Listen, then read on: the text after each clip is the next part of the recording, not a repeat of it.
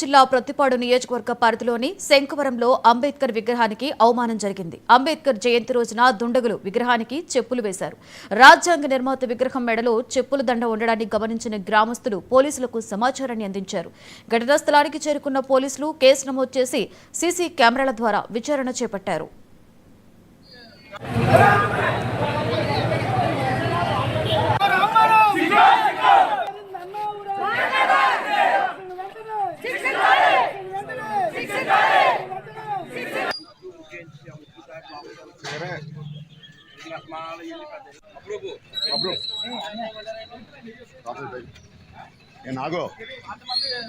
అందరూ పేటలో చెప్పులు దండ వేసినట్టే, ప్రతి ఒక్కరూ గుర్తించాలి.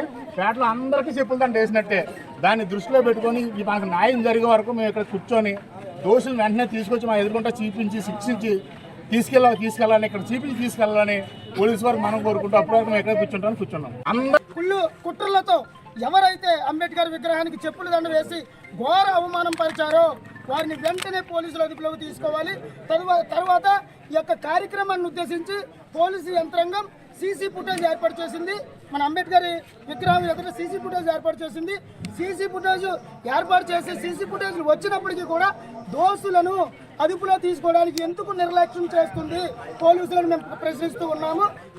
కుట్రలతో ఎవరైతే అంబేద్కర్ విగ్రహానికి చెప్పులు దండ వేసి ఘోర అవమానం పరిచారో వారిని వెంటనే పోలీసుల అదుపులోకి తీసుకోవాలి. తర్వాత ఈ యొక్క